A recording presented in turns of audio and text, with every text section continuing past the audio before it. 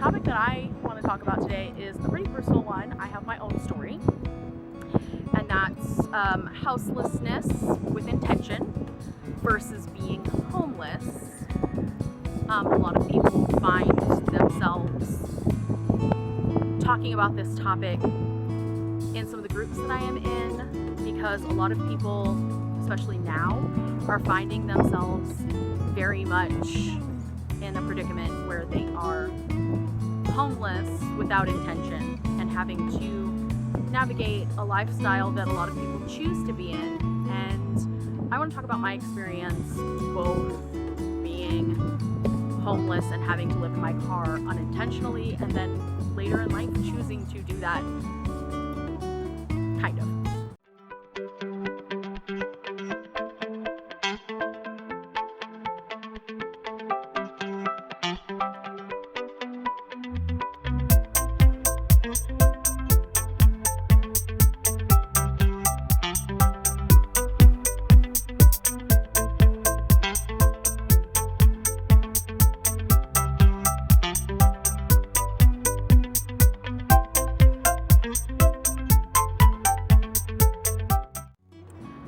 Sorry for the noise. It is very, very windy today, and I am shooting at Heron Haven in Omaha, Nebraska.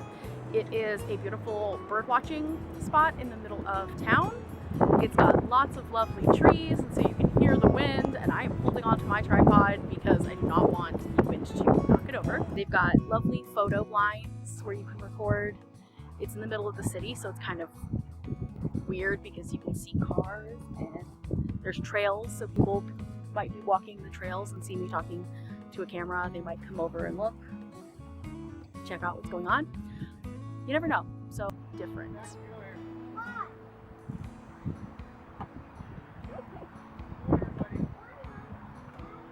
You guys are okay? Yeah. As long as he don't hurt himself. Huh? As long as he don't hurt himself. I don't, he's not in the camera or anything like that, and I don't want to get it on camera anyways. It's not fun. And I don't think they have America's Funniest Home Videos, so you can't win any money off of it.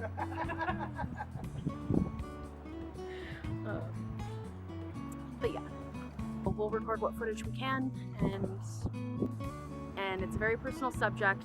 It affects a lot of people, so I would like to ask that if you're going to comment or engage in this topic, that you keep in mind three things, and that is compassion, respect, and empathy.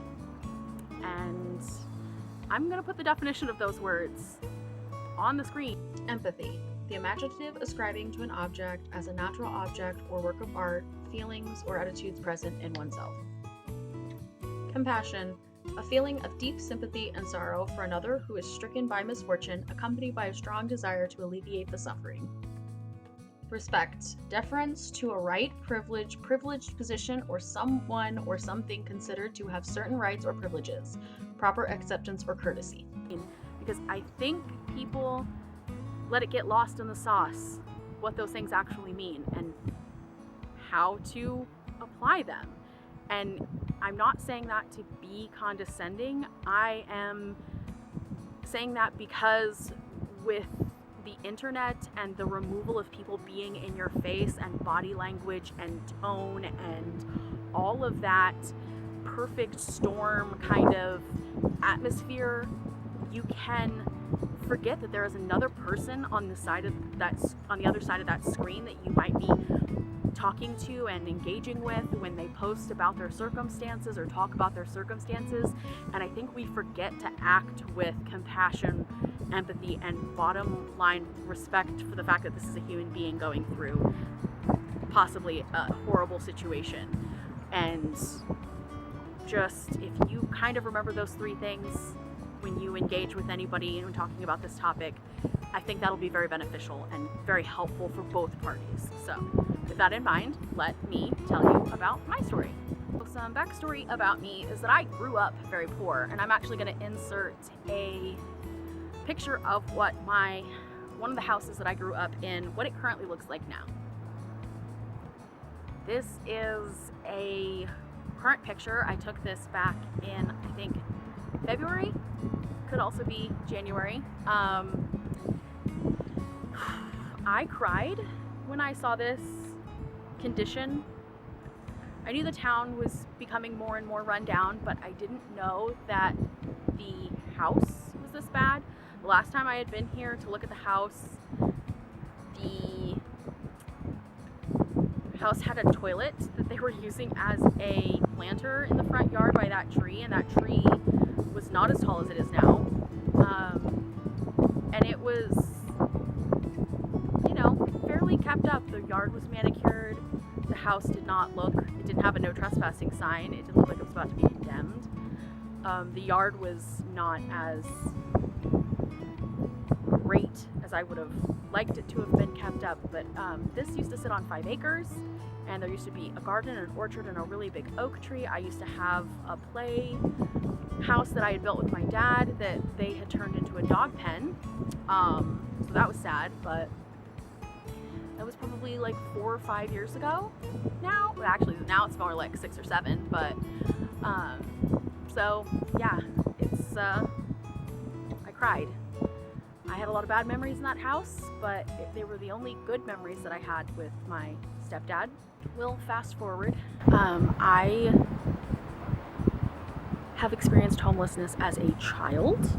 My mom made a lot of bad choices after my dad passed away, moving in with boyfriends, and then of course breaking up with said boyfriend, and then we had nowhere to live. I've lived in hotel rooms, I've lived in a car, I've lived with my best friend. I lived with my best friend for an entire summer one year. That was real fun. My mom just disappeared, and I had no idea where she was. Supposedly, my best friend's mom was in contact with my mother, and she just randomly showed up right before school registration and was like, "Hi, I found a house for us to live in, let's go." And I was supposed to act like she wasn't gone all summer, and I mean, I was living my best life because I was hanging out with my best friend. And it was infinitely better than being under my mom's thumb, but thinking back on that, that's a little insane because I think I was 12. I think I was 12. So, not exactly finest moment mom. Then, as an adult, my mother, I moved out and moved back in and moved out and moved back in because I couldn't go to school and work full-time and focus, and my mom needed help because she worked full-time but also couldn't, make ends meet and needed help, and I felt like I had to help her, so I'd help her pay bills, and she'd have boyfriends, and my mom liked to move in strays, and these people were always crazy, and I always had to help her get rid of these crazy people and remove these crazy people from the house. And I would try to talk sense into her, like, "Mom, you gotta stop taking in these broken people that just take everything from you and never give anything back. You give them all your money and then you don't pay the bills, and then I have to pay the bills for you," and just stuff like that. I think I accused my mom of being selfish, and that's when she came in my room, picked up something or other, and threw it at me. She missed me, and it hit the lamp, it broke the lamp, and kicked me out of the house, and I had nowhere to go. It was 9 o'clock at night. I had nowhere to go. We lived in Los Angeles at the time, and so I grabbed my laundry basket, and I went to the laundromat, and I did laundry, because it was a 24-hour laundromat, and that gave me a semblance of someplace to go. And then I don't even remember where I slept that first night. But the next day my mom called me and I ignored her calls. I went to my grandmother's house and took a shower. I know I got ready for work somewhere. I don't even remember where. But I went to work as if nothing happened. I didn't tell people that I got kicked out. I do remember texting friends and asking friends, can I stay with them? Nobody wanted to move in, be roommates. I was 22, I think. I was 22, I think, the first time that I really got kicked out and was really homeless.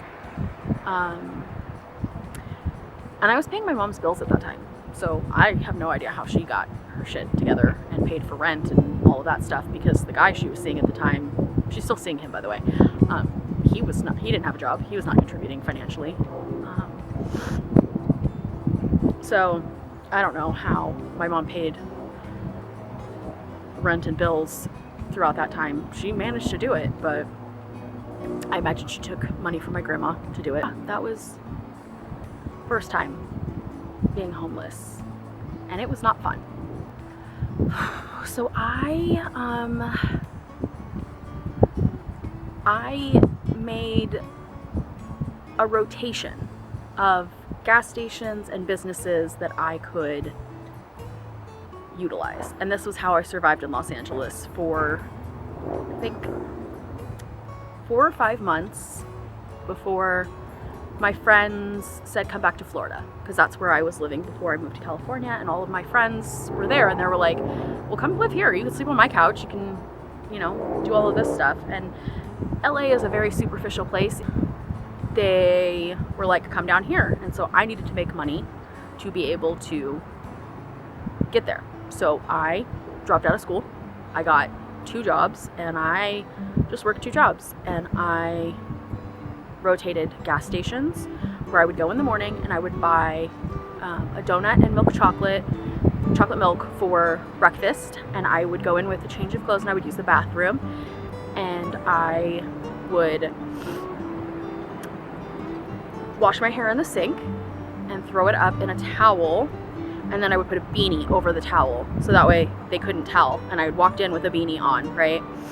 So it looked almost exactly the same, and I wore tank tops and hoodies over it and sweatpants, and so I would literally go in there looking exactly the same, come out exactly the same thing, same black hoodie, same black sweatpants, so they could never tell, and flip-flops, always flip-flops, so that I could just go in and out, in and out, in and out. And I had like a little towel that I put down and all that stuff, and I had a big tote bag with me, and I would go do that, go use the restroom, wash my hair really quick, throw it up, and then I would go get my milk and my donut, and I do that out. And I had a different gas station for every day, and I would rotate it. So I had kept a list, and so I would be like, okay, the, you know, gas station here, the gas station there, gas station there, gas station there, gas station there.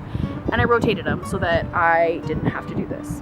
The school that I went to was Woodbury University, and so I had access to their library and their parking lot, and they actually had some parking alongside the road, and that's over in Burbank, and so I actually learned that I could park along there and some areas along there, as well as some of the areas in Santa Clarita up by my grandma, and I just kept moving along some of the suburbs and some of the roads in LA and figured out where I could park and couldn't park and where was safe and wasn't. And I did have some very close calls. I did get the knock once. And I just kept it moving. That's just what you gotta do. After that, I moved to Florida, and I was homeless there for a little bit. And then I got to sleep with friends on friend's couch, and it took me a very long time to be able to get into an apartment with a friend, but I was eventually able to find a job and do that. And that was, you know, a blessing, but it was very hard. I think that didn't happen until March of 2012-ish, February or March of 2012. So I think it was summer of 2011. So it took me a very long time, and I think I moved to Florida in October of 2011. So that's a pretty big, you know, gap. It's a pretty big timeline error, or timeline thing. And so, yep, I ended up moving back to California in 2013 because my grandpa passed away, or 2014. One of those, my grandpa had passed away. I wanted to help my mom take care of my grandma. I felt really guilty about leaving and all of that, and so I went back.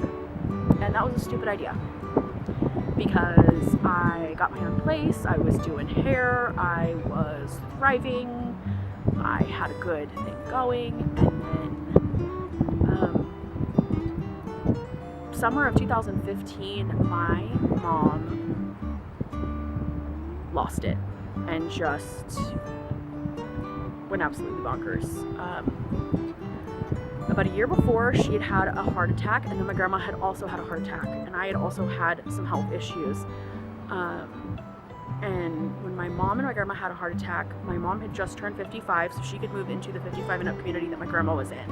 And so I got rid of my apartment and I moved in with my mom in the 55 and up condo community to help take care of her as a caretaker. I was allowed to be on there as a caretaker for both my grandma and my mom. And that's how I was able to get around being able to live there when I was not 55. I was a live-in caretaker part-time for both people, but I also was still doing hair, and I was working 6 days a week, 12-hour days. And I get a call from my brother while I'm in the middle of doing somebody's hair, and my brother's screaming at me that my mom is threatening to kill herself. Where am I? Why am I not watching her? And all of this stuff. And I was like, you have to slow down. What do you mean? And it's 1 o'clock in the afternoon. Apparently my mom was drunk and she's called my brother, and I find out from other family members that she's also gone down the phone tree and called them, and this same thing, drunk in the middle of the day, doing all of this stuff. And I go home and I go through the house and there's empty bottles everywhere, just everywhere, in the laundry baskets, under the sink. We have recycling, like why wouldn't you just throw those out? I don't know, but she's passed out when I get home and she's alive, she's fine.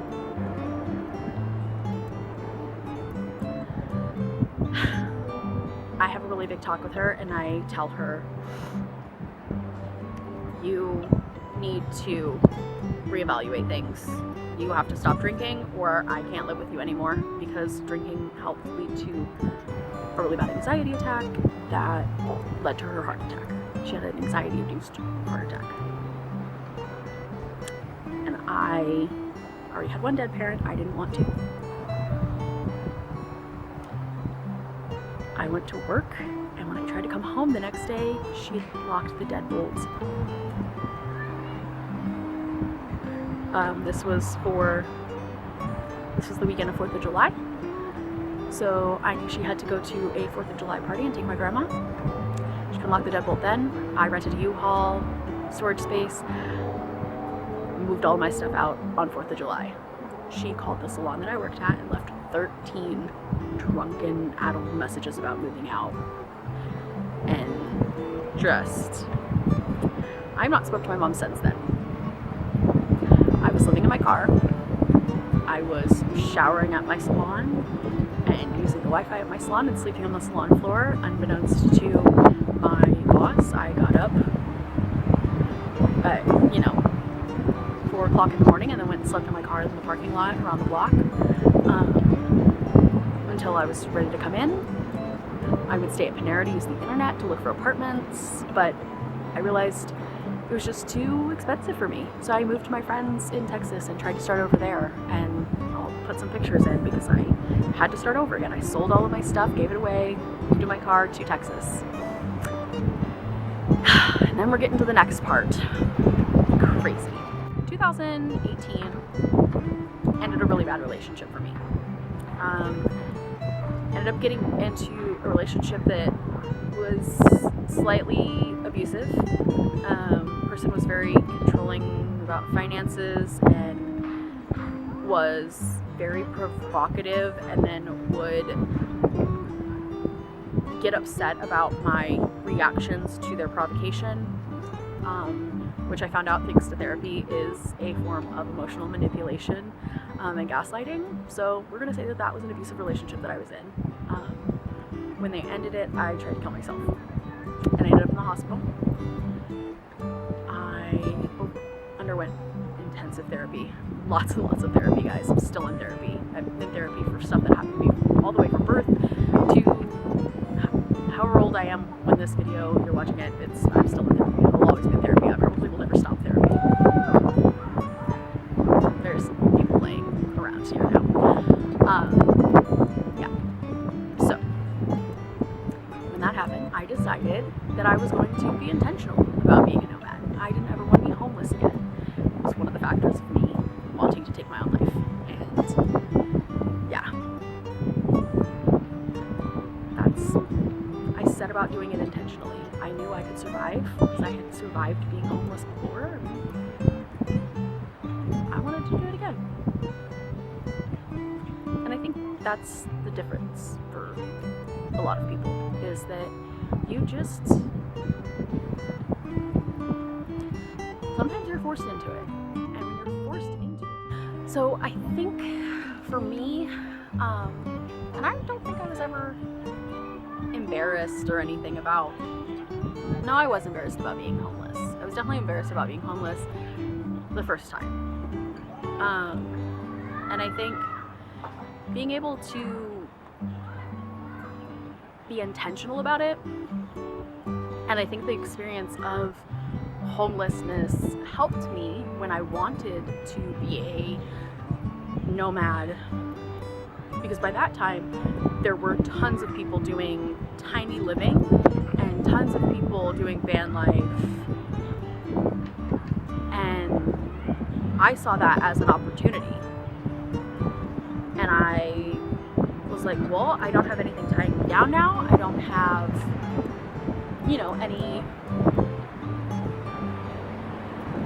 there's nothing that's gonna hold me back, and I don't have a reason not to do it now. So I did it. I found a camper, I remodeled it. I'll insert some clips of that, because I have a few.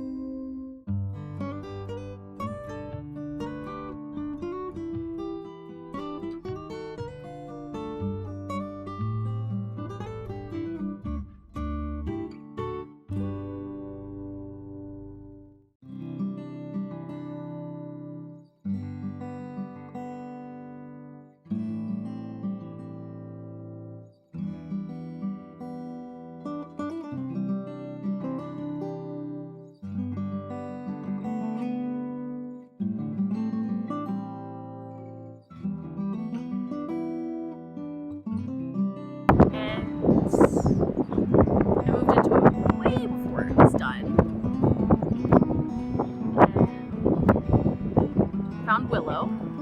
We had our adventures in the camper, but of course COVID happened. I ended up having to move into an apartment because I couldn't find anywhere to put the camper because all of the campgrounds were closed. I got stuck in the Midwest, and then my other grandpa got sick, and now I'm here taking care of him. And I'll probably stay here to take care of him until he passes, because I didn't get to do that with my other grandpa, and my grams passed away while I've been estranged from my mom, so I also didn't get to do anything other than say a last minute goodbye next to my siblings for my grams, which fills me with a lot of guilt. So I'm not going to make that same mistake twice, and then we'll see where we are. Right now, I'm trying to fundraise for another camper so that when that fated day comes, I can just do what I want to do again. And that's where we're at. So if you have a similar story, I would love to hear about it. I would love to talk to you about your experiences. If you need any suggestions or help or want to know anything, my email's open, my comments are open. I would love to hear from you. Thanks guys for watching.